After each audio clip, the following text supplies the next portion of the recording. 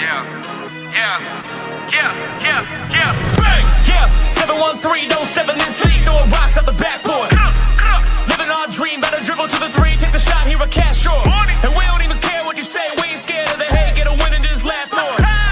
Stand in the paint, better clear out the way, hit the court with the black force energy. Every single week on a killing spree, you kidding me? You talk about winning with the epitome, you better be talking with peace and we locking the key on them. Know that it's rocking with Ryan and Donte, the drip guy, we beyond the gossip, the topics we talk on a pop, and we conquering the obstacles that we cross as a team. Shot from the seats, we the Rockets like Elon. It's the H-Town rundown. Let's get started right now. Well. It's another Sunday, another day of rest, and we still active. I got my boy Donte here, I got my boy Ryan here, and this is the H-Town Rundown Houston Rockets basketball podcast. Make sure to follow at the H-Town Rundown on X as well as Instagram and YouTube. Thank you guys for joining us today. And Donte, man, it's another beautiful day. How you doing? I'm doing awesome, man. Astros got a dub. I'm doing awesome. I'm just ready to talk Rockets basketball. I say every day I wake up, it feels good, knowing that we got this show. It feels good to talk about Rockets basketball and, us having a great season this year. So it just feels good about talking about Rockets basketball, especially when you're winning now. So, yeah. Yeah, finally. Yeah, we actually know what winning's like. 50 plus season. No more smiley. No more smiley. No more losing. Yeah. No, Ryan, man, what's good, man? How you doing? No, I'm good. Just a little under the weather, but I'm glad to be here to talk Rockets ball in the off season. Is this your Jordan flu game? Is this what's going on? Really good. Yeah, pretty much. This is Jordan flu game, everybody. So check out Ryan, man. This ain't a shakedown. This is a run down, man. I love it. Hey, appreciate you, Clip, man. It's good to have you on. Today, we don't have too many crazy things to talk about. But first off, I do want to say congratulations to the Indiana Pacers. It's good to see them out there. I'm glad New York is back where they belong in the slums. I see how y'all treat y'all fans out there. I see how y'all treat Pacers fans out there. It's good that you guys are back where you belong, hanging out with the New York Nets. Do nothing. The Brooklyn Nets, if you will. And then again, OKC, of course, leave me alone. And then OKC is also going to the finals. Shea won MVP. I don't know if there was a real conversation except between him and Jokic at that point. Congratulations to both teams. What are you guys' takes on the final? Final, I'm glad they're small market teams. MVP should have been Big Yoke, but it wasn't. He didn't win the Aura contest this year, I guess. But Shake's Aura is low-key fake. The Brownie meme, your chain fake, facts. Donte, do you have any thoughts on the Pacers and OKC final? Yeah, congratulations to the Pacers. They definitely deserve it. They had to go. They had to listen to everybody saying they basically couldn't beat a healthy team. Well, they just beat a damn healthy team today in this Eastern Conference Finals. Cleveland, everybody thought Cleveland, it was going to be Cleveland, but Pacers just a good team, man. Rick Carlisle, just got to get that man that respect, man. He's a great coach, man. He's a hell of a coach, and Tyrese Halliburton is that dude. So shout out to the Pacers. They even got Tom Thibodeau fired. So yeah, so shout out to him. Is out. And one more thing, I think Shea definitely deserved that MVP 1000%. He was, like I say, most 40-point games, had some 50-point games. I mean, Western Conference Finals MVP, Western Conference Final MVP, maybe the finals end up the finals MVP. But other than that, Shea definitely deserved that MVP. Sure, yeah. I don't know how I feel, but I respect it regardless. Like he got it. And I'm not gonna lie, I've been a notorious OKC hater. Don't check my ex history about OKC. I'm not gonna lie, but it's tough. It's been tough. But again, congratulations to both teams for going to the finals. But now let's talk about Rockets. All right, that's We the Rockets podcast. So we're gonna talk about some Rockets ball today. This is our player expectations in the offseason episode. So I want to start with Donte, man. Pick a player and give a couple expectations. We'll talk about it and we'll go from there. But yeah, go ahead, D. Are you talking about for this coming season? Yeah. During this offseason, what do you want them to work on? So that way they are better prepared in the next season. Oh, okay. Well, like I'm gonna just pick out, Tari Eason. Tari Eason, he had a solid season this year. He needs to get stronger. He needs to get more stronger. He needs to get better and working on that jump shot, because it's too many times, they left Tari Eason wide open too many times, especially in the corner where you call it the short corner, where it's the shortest shot in all of basketball, and you just was missing open shots in the corner. You got to improve on that, and you got to improve on having tunnel vision on a fast break. It's 3-on-1. You have to know to slow down. That's like a red light. Just slow down, bring the ball back out, and set it up. If it's 1-on-1, I don't mind. You get the green light and you just go right at them. 2-on-1, 3-on-1, I don't like it. And then another thing, hey, this will be your fourth year coming into this season. You need to stop making idiotic fouls, fouling the people on the 3-point line. You need to stop doing that, because this is your fourth season. So you gotta be smarter in situations like that, not fouling on the 3-point line. It could have hurt us multiple games, but we seem to dodge it. It could have hurt us against Cleveland. You lucky Darius Garland missed all 3 free throws. You lucky he did that. Could have hurt us in that game 4, in that game 5 versus in that game 4, that game 6 versus Golden State, but we got past that. He got to stop making idiotic plays, and if he do that, he'll be fine. So he got to improve on this game on that corner shot, and he got to be a better. He just got to be a better IQ ball player, man. That's all he got to be. I mean, honestly, that's completely fair, right? We're looking at T as a basketball IQ. I think that's something we said. Tunnel vision, Tari is something that we do definitely talk about on the pod. Again, that's all love, though, from Tari, man. We know his strengths. We know he's been phenomenal at, but this is our critique period, right? When the offseason, right? And regardless of whose fault it was, or singular, or team, whatever it was, we in the offseason, we sitting at Cancun and we didn't even make it past the first round, right? Despite expectations, we did. So how can we get better?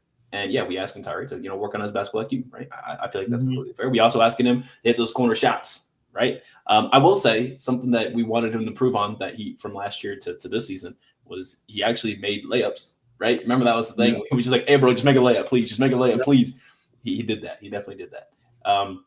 He's been an absolute dog the whole season, right? I believe he averaged about 14 a game this year, which is career high. Correct me if I'm wrong. And he did hit like the above the break threes, which were nice. He hit some wing threes, but yeah, those corner threes, man, they did kind of hurt us at points. But hopefully, going to the offseason, he's sitting there in the gym and he's just doing catch and shoot corner shots. That's all I need you to do. And then again, basketball IQ, I'd say that's definitely 2 of the top things that we need to see him working on. Ryan, do you have any things that you want to see Tari work on during the offseason, not named basketball IQ or corner threes? Fast break layups. He's been better, but I can see you improve. Okay. You just mean definitely contested layups as well. Yep. I'll attribute to some of that as well as strength training, right? And we'll go get to certain players on here that need to learn about strength and training in general. But maybe get a little bulk up a little bit, right? He's going into year 4, so hopefully we can see the fruits of his labor popping out. That's definitely that's pretty good.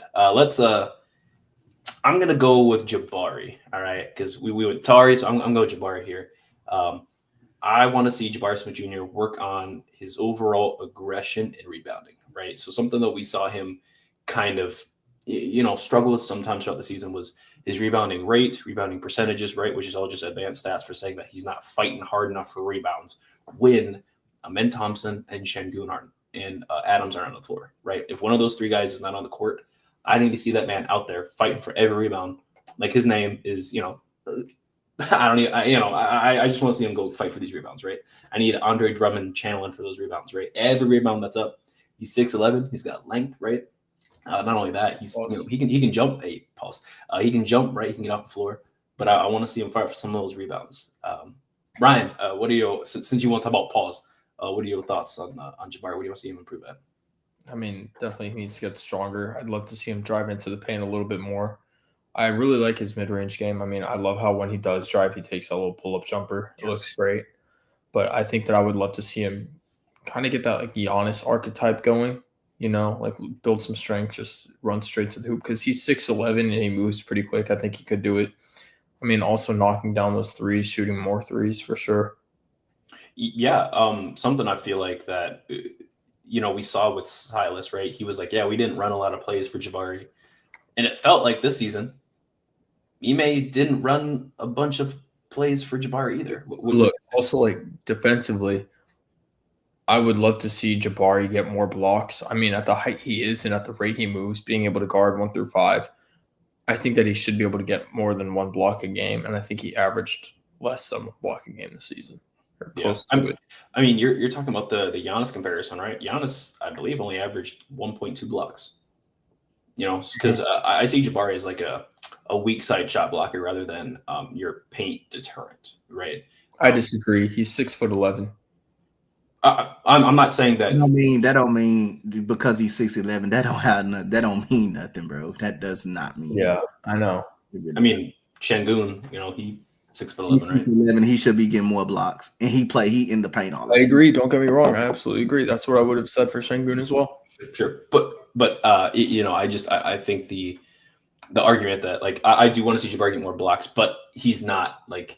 I don't see him as a perennial paint deterrent. You know what I mean? Yes, he plays more. He plays more on the wing because he got to guard. He guard a lot of shooters and stuff, so he's more like on the perimeter. I see him guard more threes than anything. It feels like, and when he does play a 4 or a 5, and they try putting him in the post, Jabari's pretty good at holding his own. You know, surprisingly well. But yeah, I do agree. I think that's completely fair. That's solid. What about you, D? What do you got for Jabari that you want him to improve on? I mean, again, I think Jabari, I think he improved on rebounding a lot, especially, you know, when he moved to the bench. I think he definitely improved. I think his role, I think he became a little bit more of a better player when he played on the bench. He didn't say anything. It just like he should have now. I say maybe not seeing more minutes of him at times, you know, kind of limit to what he could do a little bit. But like I say, I don't have no problem with him being a weak side shot blocker. I mean, again, his rotation, him rotating over seems perfect, you know, especially the way we switch off and stuff, and the way sometimes when we play that zone, you need great rotation. You need great rotation on the defensive side. So I'm not too upset with that. He still needs to get a little stronger. He needs to do a better job of playing in size, though. He needs to do a better job playing in size on the offensive side of the ball. So at the end of the day, I think Jabari gonna be fine. But he just needs to do a better job of just really playing in size. He's starting to make the 3 a lot more for a high percentage, that's what he supposed to come in the league and did. And he's starting to make that 3 with consistency, especially in the playoffs, you know. But other than that, just get a little bit more stronger and just play his size. He just need to play his size, especially when them smaller defenders is guarding you. You got to know how to go to the rim or just shoot over them. You're 6'11". You just got to know how to shoot it. You can get your shot over anybody you want to by your height. So, and he just need to play big. My expectation, he just need to play a little bit more big than what he is playing. Yeah, that beautifully well said, right? Something I will say is like, I agree with you with the jump shot. He's got a higher release point. You know, he shoots a little bit higher, kind of his forehead a little bit higher sometimes, and like it's hard to block. And not only that, I mean, he's got good follow through. He's got great form. You know, just making. And that's why he needs to shoot at a higher rate.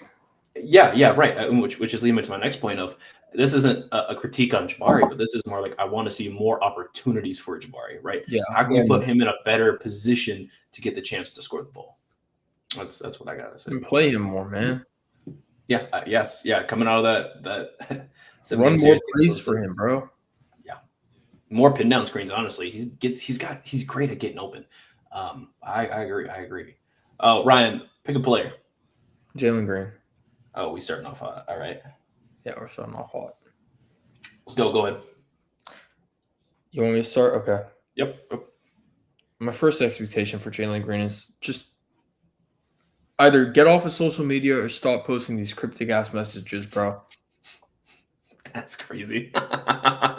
Because you did this last season. You did this in the playoffs. You're doing this again. We don't want to see it unless you're going to put in the work, unless you're going to show it. Sure, Golden State took you out of the games in the playoffs. You still posted on IG. It's not about my girl. It's about me getting ready for the playoffs, whatever. You didn't show up at all besides game 2. Yes, yeah. Preston is still going at it. It's actually water, guys. I can't drink on stream. It's a thicker version of water, right? Is that Casamigos? It's pure agua. 100% pure agua from my faucet filter. You got to keep this family rated. Family friendly, that's what we about. But anyway, No, so with Jalen Green, I think what I social want to see from him next year is. So do you, AD. Hey, that's crazy. Continue. Sorry, AD. If you take shots at JG, I take shots back at you.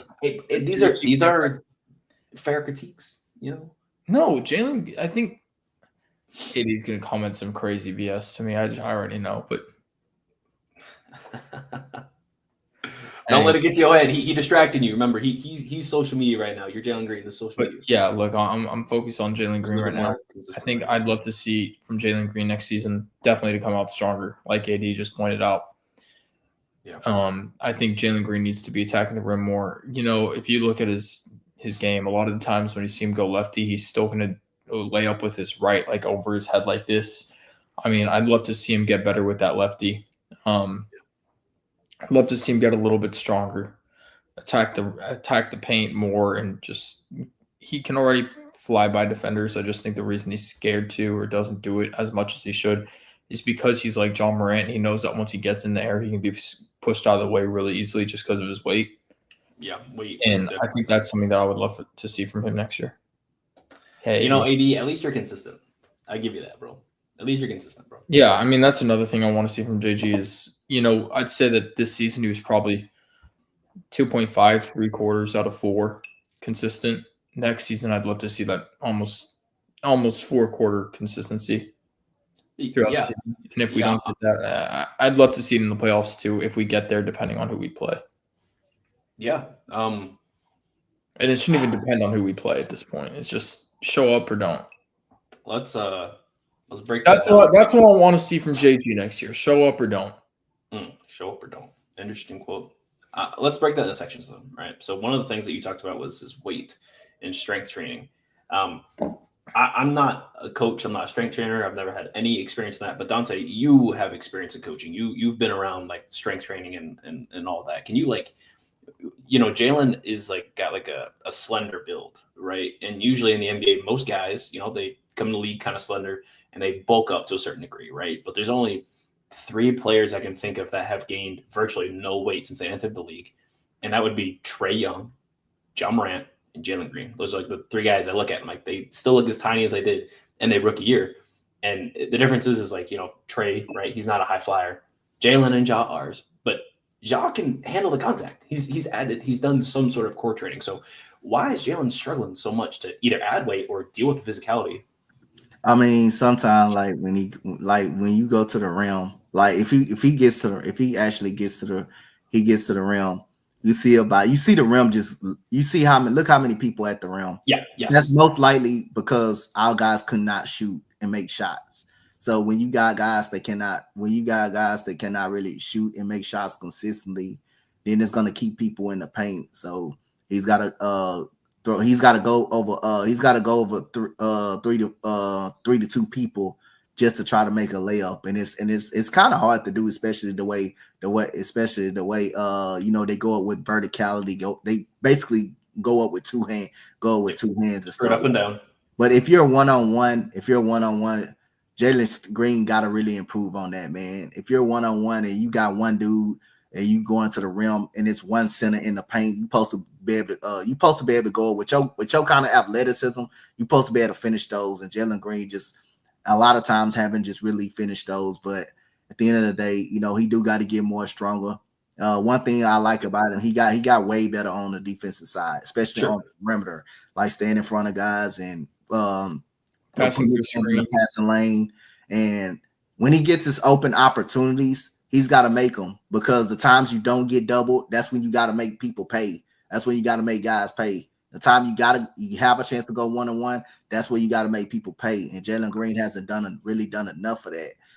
So at the end of the day, I mean, he's going to have a bad rep because of the Golden State series. A lot of it, I just think it was a lot of frustration and a lot of double teaming him after the game too. They was okay with Alp going crazy, but they wasn't okay with Jalen Green. And I thought a lot of that frustrated him. I thought he got afraid of the moment at times. And I thought he really got rattled and shooken up because after that game too, the way they defense adjusted, and every time he went to the paint, he saw three bodies in the paint. You saw Draymond Green just really shadowing on the block right there every time he's trying to get to the paint. And but that goes back again. When you have your open opportunities, you got to make them. You got to take advantage of it. And Jalen Green has not done enough of that. Yeah, you're absolutely right. Saying the quiet part out loud, I suppose, is like, yeah, like there are issues as to why he didn't succeed, right? And there's a lot of the reasons as to why, like, yeah, we could say this, we could say that, and I'm taking that into account, right? But I look at Anthony Edwards, and Anthony Edwards. I'm not saying that Jalen needs to be as good as Edwards. I'm not saying that he is as good. We know Edwards is one of the ones, right? I mean, swept Kevin Durant a couple years ago, right? Beat Luka and LeBron in the playoffs in the first round, ended up beating Golden State for us. So I don't know. I just look at it like Edwards he's physically stronger. They've got different builds, but Edwards, he's great at handling the contact. He saw at times very similar coverages that Jalen saw, and he was able to make them pay that, and when Jalen couldn't, right? But to the same respect, right? Edwards has been in the playoffs a couple years, right? He'd already been in the playoffs a couple years before facing Golden State. This was Jalen's first time playing against Golden State, and historically, right, Jalen Green has played his worst games against Golden State. So mathematically speaking, we weren't going to see a drastic change in Jalen no matter what, right? Golden State just plays Jalen the hardest. They're okay with anybody else going off, and unfortunately, we don't have enough shooters on our team to make them pay for that specifically, right? We were complaining the whole time that we needed more shooters on our team to keep the floor spaced and prevent those collapses, right? To prevent Draymond being able to shadow off Tari Eason or Amin Thompson all the way out in the corner and just shadow Jalen the whole time as he's driving, as Curry's on him, or prevent him from going one way or the other. But again, Edwards was able to do something Jalen couldn't. So hopefully Jalen is watching film on Edwards and how he was able to handle the Warriors, and how other players have handled the Warriors that are of similar archetype. Now, I will say, AD, bro, no, there was no crashing out. We critiquing honestly here, and you can critique in the comments. Jalen shot 36% from three. That's a shooter right there. But it's by definition like 40%. AD, I dare you to come up. Oh man, is definition of a shooter like 45% from three? Jesus, bro, 36% on a team that can't shoot, and you got Jalen and Dylan as your shooters. Dylan wasn't supposed to be a shooter, and he led the team in 3-point percentage. Still not a shooter. I agree with AD. And wait, what? I agree with AD. I think he should be shooting higher than 36%. That's a great. How do you shoot higher than 36%? I would love to. Got 99 people. I would love to see 38 to 40 from JJ. How? Tell me how. Tell me what looks are you giving Jalen that he couldn't get? That's good, bro. 36%. That's real good. I'm not saying it's bad. I'm not saying it's bad. I just think that he could do a lot better. I'm with AD. And yes, he was a shooter. You would love for that to happen, but that's 36% is really good, bro. That's 36 is a career high. Shooting, bro. 36 is a career high percent. By the way, you upset at also hello AD. You mad at 36%? I'm not mad at it. I'm just saying I think he could have done better. How? Explain to me how he could have done better. There were some games where he was really hot, and I think the inconsistencies made him really cold. Sure. Okay. So we're talking about he's making shots and he's missing shots. You know who else did that? We're also talking about how his inconsistencies in January or in February when he went on that really cold streak affected his game. Dylan Brooks went on some cold streaks too, and he still was our best 3-point shooter. And matter of fact, probably his highest that he ever shot. Really. Yeah, I think he was the highest he's ever shot. His career high was much worse. He was worse in the playoffs. He wasn't really that good in the playoffs. So nope. Yeah, I mean, I'm not mad at him shoot 36%. I'm not saying I'm mad at it. I just think that we always should get shoot better. We always should get shoot better than that. It's not even just a 3-point shot as well. It's the 2 points. Well, no. You said 3-point. You said shooter. Come on. Hold the hell on. First of all, when you shoot the basketball, AD, can you shoot it anywhere on the court? Does it So now we opening up the conversation to his overall game again. ain't that what we Just supposed to be talking about? no. We talking about shooting, scoring the But ball from the scoring, 3-point hold line. on. A shooter can shoot anywhere, right? Yeah, you Supposed yeah, to be. yes. Okay, then. All right, then. So if he can Is shooter shoot, if he's a supposed to be shooter, Wait, logo though? Is the so shooter when Klay supposed to be Thompson shooting from the goes logo? up for a layup, is that you talking about he a shooter doing a layup? Is that no, what you're saying? when Klay Thompson pulls up for a midi, then that's a shooter. Shooters can do that. Okay, so you talking about anything outside the paint? Yes. Okay. How many times are you seeing? Let's be honest. Jalen Green wide open. We've seen a few times, right? We've seen a few times, and he whiffed. I agree with you right there. How often, compared to everybody else on the team, is he wide open from the paint or mid range? Not often. Why is that? Because nobody else on the team can hit a damn corner three, right? We were just complaining about Tari Eason not being able to hit corner threes, right? Nobody else on the team able to get a damn rebound unless we got double big. And you know what happens if you got double big? You just shade the entire side of the court, which we saw teams do, and we lose. Because you know who we got wide open? We running Adams down low. We got Şengün down low. We got Amen in the dunker spot. He said, all right, Fred, go set Jalen a screen. What? Come on, man. Come on, man. So this is the thing. I think that we get super fascinated with like the numbers and stat watching and everything, and then watching like the actual play of the game. Like there were opportunities throughout the season for him to find his niche in the mid-range game. There were. You Yeah, can't deny that they weren't. You know what? I'm talking about throughout the season. Yeah, I'm not talking about the play. I'm just talking about literally throughout the I agree. season. I agree with There you. were opportunities that he could have taken advantage of opportunities to find his niche in the mid game range and kind of force the issue. That's my whole thing, is forcing the issue. Force the issue in the mid range game, not be so relying on your 3-point shot to get activated. Because I feel like if the 3-point shot wasn't falling, Jalen Green kind of faded away. He did the Homer Simpson meme where he just faded away into the bushes. Mm. And it just wasn't that. It always correlated. I think we talked about it during the season that if JG hit like a certain amount of threes, it was almost automatic he was going to have an excellent game. And I think that correlation, he was too reliant on that correlation of I gotta have my 3 ball falling for me to be effective driving to the basket or whatever. Whereas you can have that same effectiveness if your mid game is going crazy, because they can't stop you. Because if your mid game is going crazy, one, you're going to open up your lane. You're going to open up the 3-point opportunities as well as your lanes in the paint. Hey, Hashtag blame Ime Udoka. Well, I just said, hang on. I just said, like you speaking facts and some of that, right? I will say, bring it back, right? Perhaps when we're discussing the facts, we won't start it off with an "I feel" statement, right? Because then now we talking objectively from your point of view rather than overall eye tests that we all see, right? But I agree with you. Like, yes, there were times where he's supposed to make it, but he's supposed to do this, right?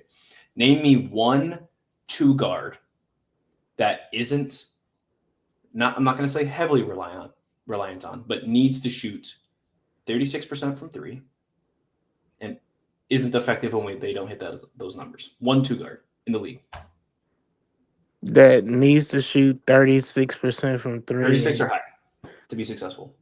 To be successful. Yep. Name me because it sounds like, or excuse me, I need to rephrase my question, but what it sounds like, right, is we saying Jalen's too reliant on the 3 and he doesn't have 3 ball going. He's a piss poor player. To sum up what you're saying, right? I mean, that was the correlation between the two. Okay, so name me another shooting guard that is able to be very productive without a mid-level or higher 3-ball game. Name me one. The MVP. The MVP. Shea is a 1 in the league, by the way. Shay's a Nope, 2. nope. Shea He plays is the a point 1. guard. He plays point Shay's guard. a 2. Now, is his overall game resemble in how he plays? Yes, he's actually a combo guard, which means he's neither 1 or 2. So continue. I would say Ant. Ant, okay. Ant made the most threes out of anybody in the league this year. Continue. Okay. But that doesn't mean that his game was relying because pull games up where he still was putting up 30 points and his 3 ball wasn't falling. Because there are games that he had this year where that wasn't reliant. If Where he you wasn't reliant. lead the league in 3-point makes in a season, your game Again, revolves around the 3 ball, correct? no. Good. And I'm gonna fight you on it. You're hilarious, bro. You're absolutely hilarious. Anthony Edwards made the okay. Malik Beasley. He was Preston, second. Preston, don't give in to He the was, rage he bait, was bro. second. No, don't in give in to the 3-point rage makes. bait, dog. He's a shooter, correct? Shooter. Hold on, who? Because Malik Ryan was Beasley. Malik okay. Beasley. He was second in 3-point makes this season. Mm-hmm. Right? He's a shooter, right? His game revolves around the 3 ball, correct? Because that is his game. Okay. That's Malik Beasley's game, though. And here, hang on. You can't do nothing else outside of really shooting the ball. Really. Well, actually, Malik Beasley shot over 65% in the paint. Shooting. But not probably not as many attempts. Not as many attempps. Not creating. But had 2 attempts a game. Not like that though. You know. Not as He many had attempts. 40 attempts the whole season. It actually is a shoot. He just shoots the ball. That's it. Really, it's not. Yeah. But we looking at it. His game is reliant on the 3, and we say that because he does a lot of things. Now, here's a 3-level scorer, right? That is not the same. We're looking at Donovan Mitchell, right? How many explosive games where he scores? I don't know what you would consider explosive, right? But in comparison to Jalen Green and all this, right, where he has a completely successful all-around game where he's scoring however many points you want him to score. How many of those games with the Cavs have they been where he's not making X amount of threes, right? Probably. I don't have the stat up, right? But we being real, not that many, because they backline of Jared Allen and Evan Mobley only works if your guards shoot the 3 ball at the high level. What did we witness with the Cavs playing against us? How many points count for that shot? They count for 3. How many points count for anything else? 2. Okay. So my whole argument is that saying that Jalen is too reliant on the 3 when the entire league itself relies on what is known as the 3 ball in the NBA, and it has to go in order for it to count towards your points and your score and increasing the score, because at the end of the day, the point of basketball is to put the ball in How the many basket. times did the Celtics shoot more than 53s a game? The Celtics ratio, right, between 2 points and 3-point attempts, they shot 50.7% of their total shots from the 3 ball. Yep. 50.7. So I think And they were successful. I think the when I say reliant on the 3 ball, because I think you're taking it too absolute, is just the point of, and it's not even I feel, it's a factual thing that Okay. We doing facts. he needs to evolve, because his game was more defined in that role when Smiley was coaching. There was hold on. I'm going somewhere with it. So, and when I say that, I go to the point of there was a mid-range game that he has and he can implore, and he can, And he did. and he did during the Smiley days. And he did this season as well. Yeah, hang on. Let him finish. Go ahead. So I know a lot is being put on, and so the whole point about it is that you have to force the issue. If something, and when I say force issue, if something is not working, you have to have a counter. Mm-hmm. And that's point blank period with Jalen Green, is that he didn't have an encounter. If somebody stopped him from shooting threes, okay, what else are you going to do? If somebody's blocking the paint where you can't drive or you can't be effective driving the lane, what else can you do to counter that? There was no counter moves with him. Like you as a player evolves, you have to find different ways to be effective in the game, especially scoring the basketball. If you're a scorer, if you're a shooter, if you're all of those things, it doesn't matter if they take one thing away. You have four other things that you can employ. Okay. Ryan, do you want this one or do you want me to look? I'll start. I think you could do a better job finishing this, but I'll start it.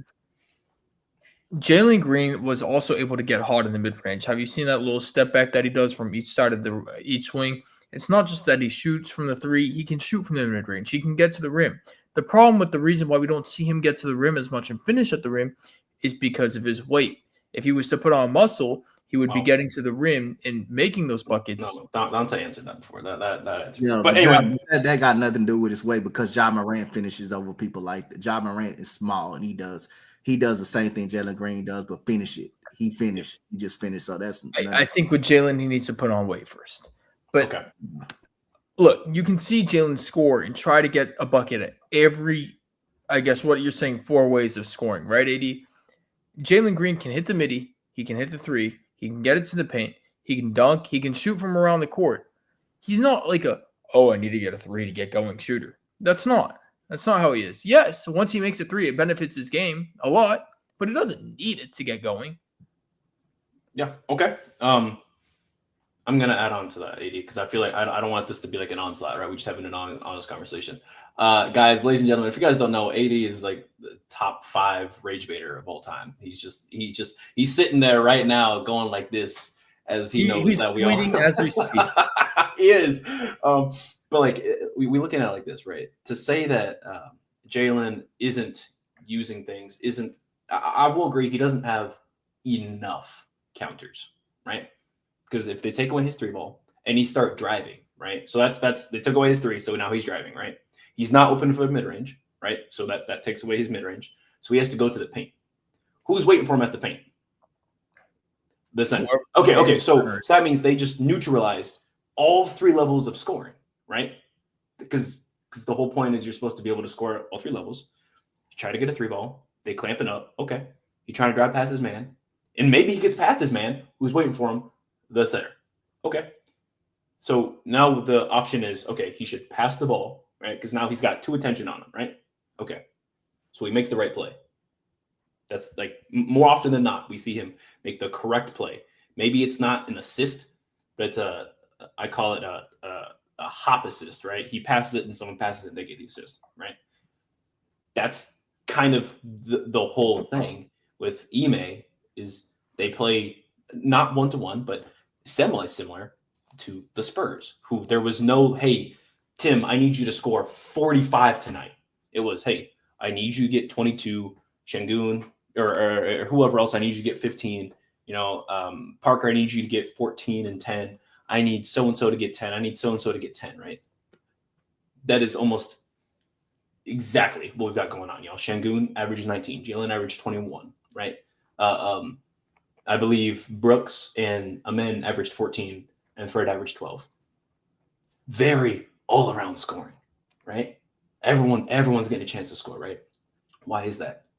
Because when they take away your counters, when they not open up the floor for you, you make the correct play to get someone else involved, because it's more likely that the attention is not on them, or the time it takes for the attention to get back onto them, somebody else is now open, and it causes defenses to scramble. That's how we won 50 games. Correct? Yeah, but the way you're speaking about it is as if Jalen was the number 1 option, and he wasn't. He was. Well, he was the number 1 scoring option. He was for sure. Teams, hang on. Go back. No, I think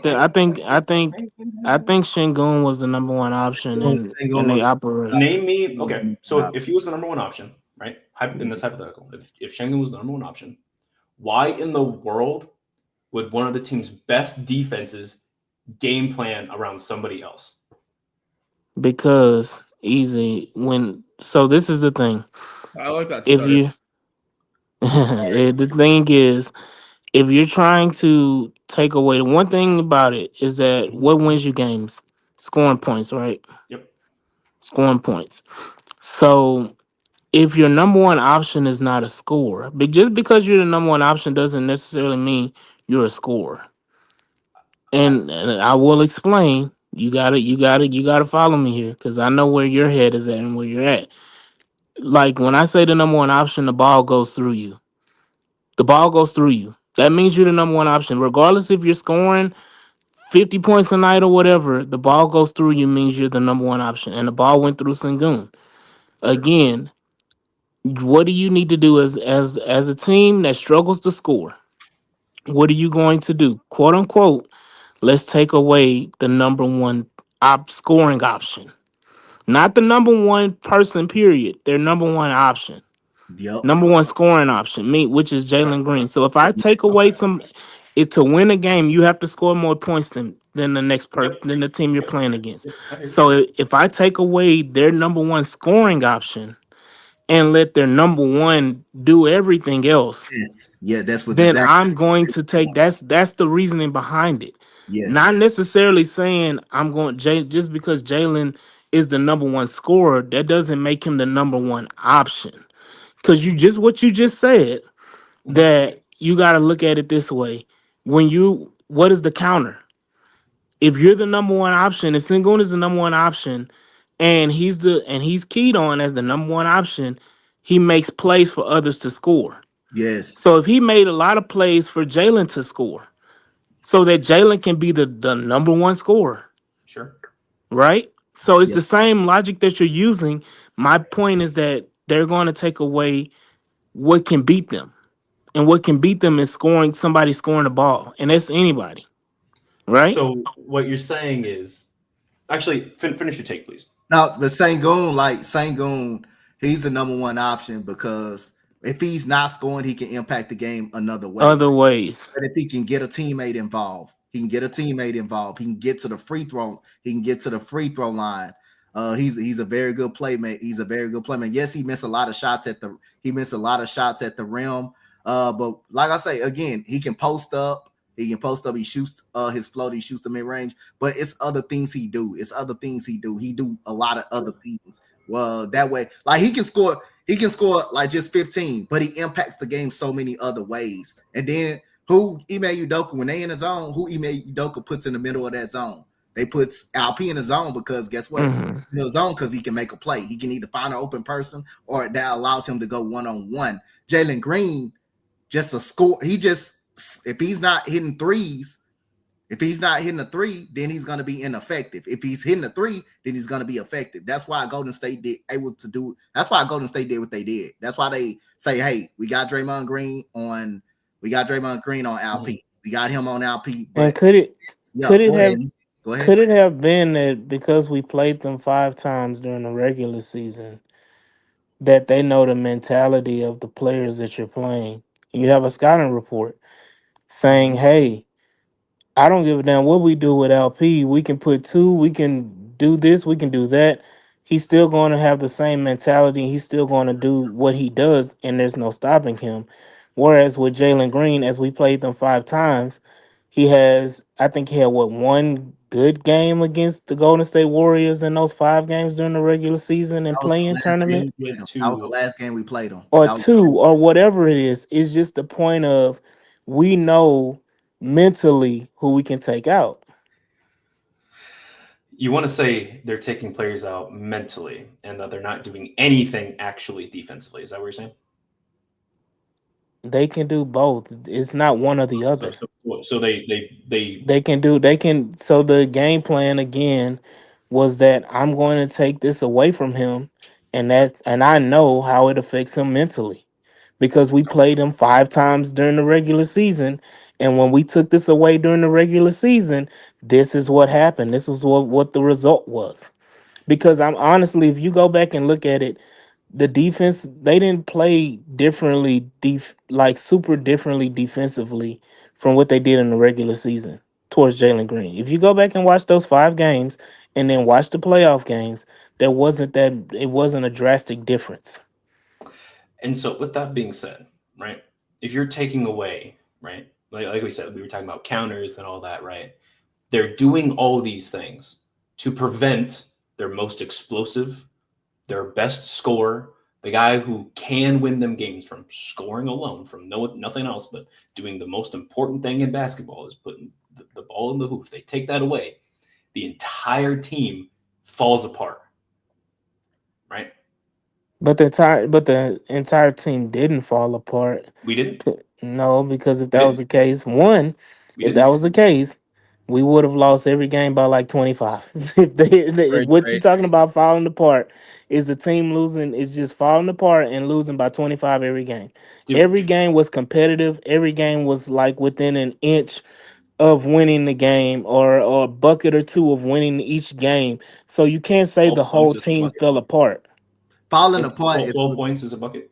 falling apart is what Minnesota did. It's 3 or It's, 4 that's falling buckets. apart. Okay, We so didn't. so We 3 or 4 didn't. buckets. Okay, so when And that's within each game, because you're talking about the last game, but look at the other 6. Every game was decided within 12, 15 points. Nothing was a blowout except the so one we blew them out.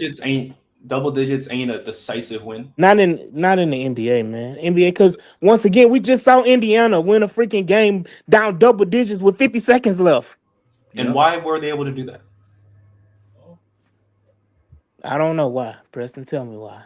The reason was is because people not only made the They had right a plays. dog. That's Hey, why. hang on, not only were they able to have people that knocked down shots that they were supposed to, right? Because it's the whole point of that is scoring, right? They knocked down shots when they were supposed to, but also their head coach put their players in positions to succeed in ways that were necessary and beneficial to the team instead of running the same bakery bread offense every time.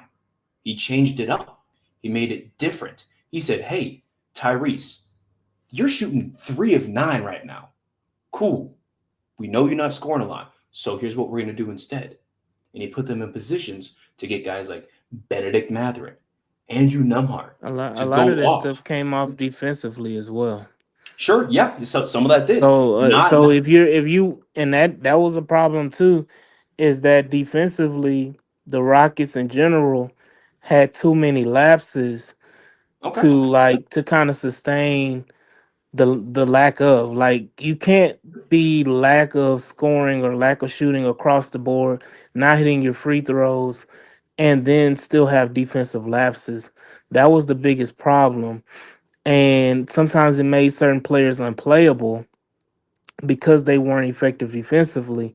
So I think when you're Okay. talking about, when you want to bring Indiana into that point, yes, you can say, oh, the You coaches brought moved them Indiana into it, around. but I finished I, up. I mean, I brought it up, but I mean, I'm going on what your point was on why, because I asked you to explain why, but I'm countering that with saying that another reason why is because they were excellent, extremely efficient, and dominant defensively in those time periods of like 50 seconds or a minute or whatever it was that they made the amazing comeback against New York. Is just the point of, you have to have that type of level of commitment and consistency defensively, not alone. Because again, you had what attributed to that, when you have a stop on defense and you're pushing the pace, that allows guys to have wide open threes. Benedict Mathurin had hit a lot of those threes wide, butt naked ass open, butt naked open. And you gotta have guys, because let me say this, as much as we talk about, because you brought up Dylan Brooks earlier, and it should being a shooter, Dylan Brooks wide open, I would take that 9 times out of 10. Or Jabari being wide open, I would take that 9 times out of 10. Yeah, I agree. No one's saying no against that. So you know what I'm saying? So again, and I know we talking about Jalen, but again, defensively as a team, who was the minus defensively on that when you had Jalen out there? Not just picking on Jalen, but defensively, when you had a group of 5, who was always a not always, but mostly a net negative defensively when you had certain lineups out there, regardless of the lineups, who was the most common negative defensively? Because I think Jabbar is an excellent defender, and we all know, amen, first team all defense defender. Dylan Brooks should be a all NBA defender. Sure. Even Shingun, you can say he would be one. Let's reel it back a little No, bit. no, no. I'm Reel it going back. down. Reel it back. I'm literally going down every player, and I'm being honest with it. And I'm saying Shingun, even though he improved, would be one of those guys that you would question as far as being a net negative. Steven Adams was a positive defensively. Tari Eason, as much as he is, he has his lapses, but he's an above average defender. So I mean, you just going. I'm going down the players that we played Sure. majority. Fred Van Vliet, he's a question. You know what I'm saying? Um, but again, you go back to Jalen. As much as you would say he's improved over the years, he's still on the negative side, along with Shingun and Fred. And he would be, I think, out of all those, he was kind of more negative of those group of three.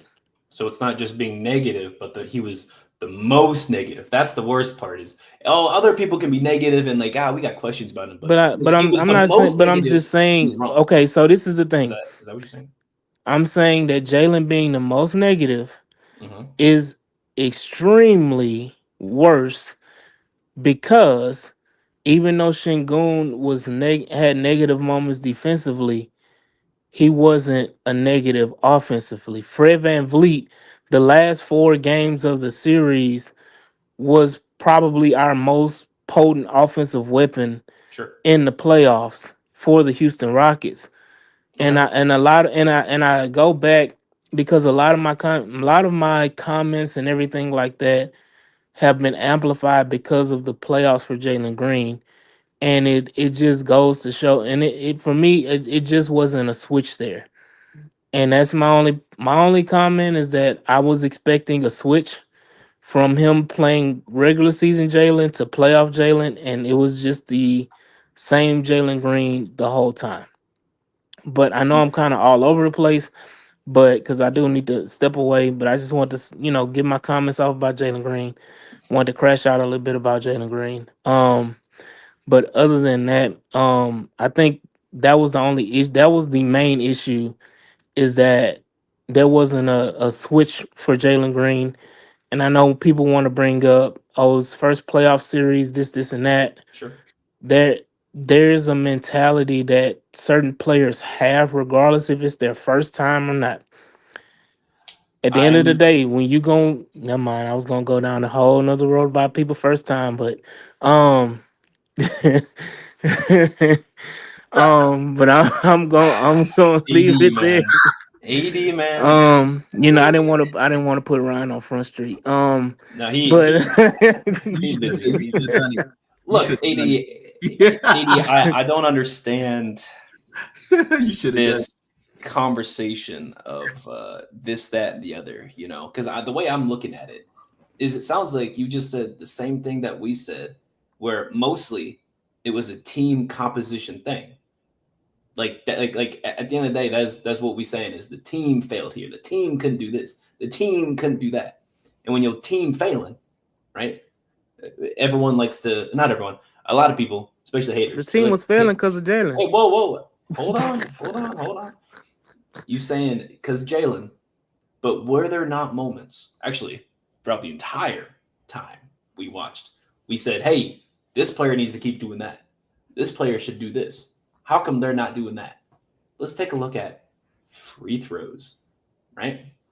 Can you imagine where we'd be if we made free throws? Oh, man. But we're not in the land of make-believe, right? He might still be playing. We might be, but we talking real and facts, all right? And the fact of the matter is, we know what Jalen needs to work on, right? I think that's pretty fair, but your argument of him not being a shooter, right? He needs to be more of a shooter, right? Come back to the original argument is, like, can he be? Sure. Does he need to be? I don't know if that's the answer. There was a good comment that's left up here by Clip saying that Jabari was supposed to be our Neesmith, right? Jalen was not this, oh my gosh, he's going to shoot 45% from three and be a pure shooter. He's a pure scorer. He can score at all three levels. He's going to get up Clip's comments. Clip, I'm good, bro. I'm just having a little bit of a flu game today. You know how it is. It's one of those days. Appreciate the interruption, Ryan. And looking at it, right? Like if you have a scorer, right? A pure scorer, right? You're looking at the guys who are supposed to be shooters, right? Or guys who have become shooters, right? Again, Dylan Brooks, not traditionally a shooter, but he has become a shooter because of I don't even know the position he's been put in, right? They've been able to excel and accentuate more of his actual talents, making him, in my opinion, I think either his first or second season, I think that's the best season he's ever played in his career. I think with us, he's playing the best basketball of his career under Ime, you know? Even though he made All-NBA second team with the Grizzlies, I do think he's an All-NBA defender. Absolutely. On top of being a shooter, right? But you're not asking him to play make and get rebounds, right? Fred VanVleet is a guy that you're like, hey, I need him to do this. I need him to play make. I need him to score occasionally. But mainly, you're asking him to play make and score, right? Can he be an elite defender? Yeah, he can be. But he gets exposed all the time in pick and roll when it's Fred and Şengün involved in pick and roll. One game. Tell me a time you did not see Fred get broke down in pick and roll. One game. Yeah, that was a tough thing. But we're not talking about all that. We're talking about Jalen. And he needs to make improvements. But again, your comment is saying that he needs to be a shooter. He needs to just keep being a 3-level scorer and make the shots he's getting. I think that sums it up pretty much. Are you busy, AD? My bad. Sound like you busy. Ryan, are you getting ready? I'm good. I just, I'm trying to, help Ryan. I just told him stop popping Rolaids, man. That's not gonna solve anything. Too many Rolaids clog you up there, and that constipation, it gets to you, and Here's one of those commercials. Mm-hmm. Ryan, how long are you got to go, man? How you feeling? That's how I'm feeling. I'm gonna dip. All right. Hey, Ryan, where can we find you? You already know where to find me. Y'all can find me at Rockets on Sports Illustrated. Y'all can find me here on H-Town Rundown. You can find me on Rockets Round Robin every now and then.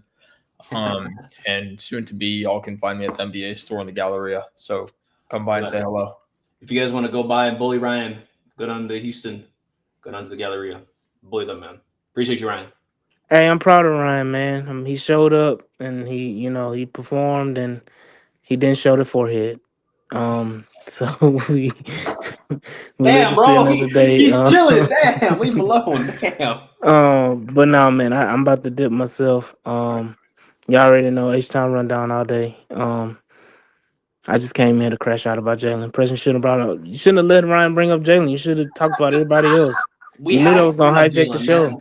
You should have saved Jalen for last. You should have talked about Dylan Brooks and Aaron Holiday, and you should have talked about Jayshawn Tate and let Donte crash out on Jayshawn Tate.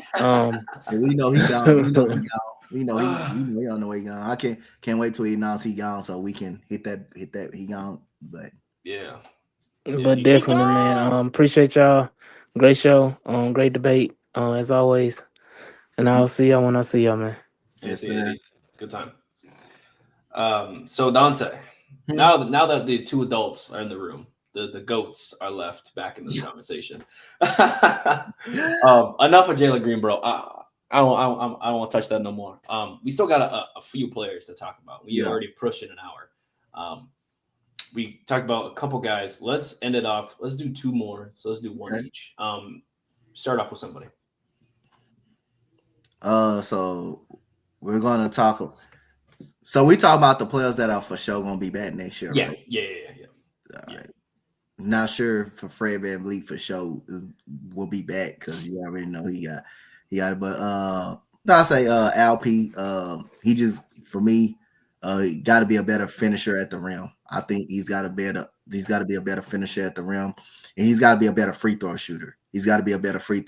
I mean, this man can average at least 24 points per game if he just makes free throws. Much as he gets to the line a lot and stuff, he gets fouled.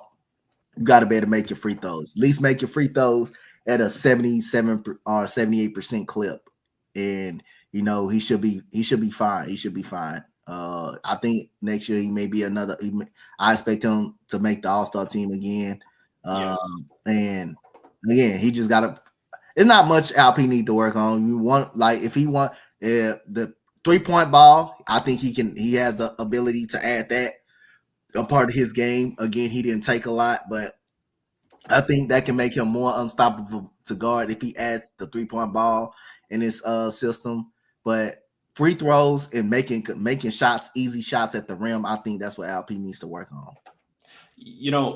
Something that completely unlocks his game is not even necessarily a 3-ball, but being a threat from outside the paint, right? When he shoots those fades and that little flamingo shot from the corners of the paint or anything out of that, it just makes his entire game so much better. And shows why he's our best player without a doubt. Yeah. I think if he can just be able to force the defense out, right? Force him to KG, dude. KG had that mid-range, man. He was a sniper, man. Yep. If only he took just 1 foot step back, bro, he'd be seen as one of the better all-time ever. You know what I mean? And he's already great as is. But if he can just develop, he doesn't need to be Dirk. He doesn't need to be Kevin Durant. He doesn't need to be a 40% 3-point shooter, but be a threat, right? Because damn, even Draymond takes threes, dude. That's the main thing I'm talking about. If you can just shoot at least 32%, that's fine for me. That's it. That's not hard to shoot. 32%. That's that. I will take that. I will take that, especially from out there. But being a better free throw shooter, and if he can become at least shoot at least 32%, I'll be okay with that. But being a better free throw shooter, I'll be more astounding than that. Yeah, and that's if we're gonna look at one thing, right, throughout the regular season that each player needed to work on. If you said free throw shooting for Şengün at any point in time, no one's questioning it, right? But if he hits that, like you said, he's probably averaging 24, 25 easily. He's having probably a 25 point per game season. I expect a lot from Şengün, and he's our best player, right? So I do hope that he continues to improve in that facet. So that's a good way to end on Şengün. As far as guys that are for sure here, let's do Reed. Let's do Reed, man, and we'll do part 2 next time. We'll do part 2, but let's end on Reed, man. And saying that out loud, is Reed even gonna be here next season? Right? He only played 52 games this season. He averaged 12.6 minutes per game. He was a rookie, right? So he gets I call it the rookie clause. You can't punish a rookie too hard, right? And he only played 50 games, right? 12 minutes per game, looking at it that way too. Honestly, when his flashes were hitting, he was everything he was projected, right? He could shoot, he could play make really well, and he had great hands defensively. He fought for things. He didn't let things get easily by him, but that was only when he had an exceptional game, right? Averagely, we saw, especially, I think, Donte, correct me if I'm wrong, it was one of those first 20 games we played. We threw Reed out there, right? Sick the dog out there in real minutes in a real game, and he would be butt naked wide open, and he would refuse to shoot it. He'd look it, hold the ball in his hand, and then wait for someone to move, and then he's passing, right? I think a part of that is just him being a rookie, trying to feel the game out, right? And not wanting to step on anyone else's toes, which, again, cool. That's great. But if you're wide open, you got to shoot it, right? Because you don't know if you're going to miss the shot. You don't know if you're going to miss if you don't take it, And that's just kind of is what at the end of the day, right? In my opinion, you miss every shot you don't take. I know that's a movie line, but that's where we at, right? Now, throughout the season, Reed got better. I think we were able to see him grow, right? And he had that great game against OKC. He started, and he was phenomenal from beginning to end, And I liked to see that from Reed Sheppard. But if there's two things I can say right now, is I want to see him be more aggressive offensively in every way. Go out and get your bucket, man. If you got a dude on you, you're I can take this guy, do it right then and there. Don't ask questions. Don't look at Ime for help. Don't look at your team. Call a screen, do what you got to do, or take that dude one-on-one right there. And then the next thing I'll say is I want to see him evolve a little bit more in defensive pick and roll situations, right? Again, similar to Fred, where Fred was getting the filleted alive like a steak, dude, just cooked every time on pick and roll. I want to see Reed be able to develop the level of defensive command the defensive intensity, right? So that way he can be more of a point of attack defender in pick and roll situations. We don't have to worry about him being a weak link, right? It's one thing if you're just like small and you get beat because of size, right? I think that's a conversation for another time. But if we're just talking about like skill itself, learn to defend the pick and roll just a little bit better. And that way we can throw you out there in defensive situations where they also have a smaller guard and we can feel fine, right? If we want you guarding Darius Garland, right? Or some of those other guards that are 6'2", 6'3", right? You know, like Curry and them, right? He runs through so many screens. If you can just be a little bit better on the pick and roll defensively, I'm comfortable, man. And that's all I'm asking for. So aggression and pick and roll defense. What do you got about Reed, Donte? You talking about? I think he needs to get more stronger. Oh yeah, I think he needs to focus on not hesitating when he's open at the three. You speaking of someone that was getting cooked earlier during the season, which is even like you can score 20 points, but if you giving them up on the other end, that's just crazy. It was literally people like the Hornets was targeting him. The first game of the season was like targeting him. Like the first few times, like first few games of the season, he was getting targeted a lot on defense, and Ime Udoka just had to pull him out. But when he got back in the rotation, he actually played pretty well, started competing on defense. I like his hands. I like his quick hands. Yes. And then he decided to do one of the craziest things ever, is just try to steal a ball from Zion and messed up his thumb. I think that broke his momentum right there. But he definitely didn't need to do it better. He definitely need to get more stronger. He needs to get more stronger, man. That's what Reed Shepherd needs to do. And he needs to do a better job when he gets an open shot. Hey, let it fly. Let it fly. No matter if you make or miss, hey, let it fly. That's what we brought you on this team for, and that's what we drafted you for. But some kind of sense, if we make a deal or something like that, he may not be a part of this team. So, For sure. Yeah. And I don't know, I'm still in the camp of keeping him and Cam Whitmore, but we are going to finish our player expectations next time. So I appreciate you guys for jumping on. This has been the H10 Rundown Houston Rockets basketball podcast. Be sure to follow us at the H10 Rundown on X, Instagram, as well as YouTube. Check me out on drip2piece_GAWD on X, Instagram, as well as YouTube. Check us all out everywhere you can find any platform. And Donte, man, where can we find you, bro? Y'all can find me at the H-Town Rundown right here. The Robin. Y'all can find me on X at Coach Donte, that Rockets guy. Y'all can find me on Instagram at Coach Donte 5. So, but y'all can find me pretty much everywhere. Oh yeah, Donte, man, it's been phenomenal talking ball with you. Unfortunately, AD just completely ruined our pod setup. We went on a 35-minute tangent, by the way. Jalen Green, man, just a hot topic.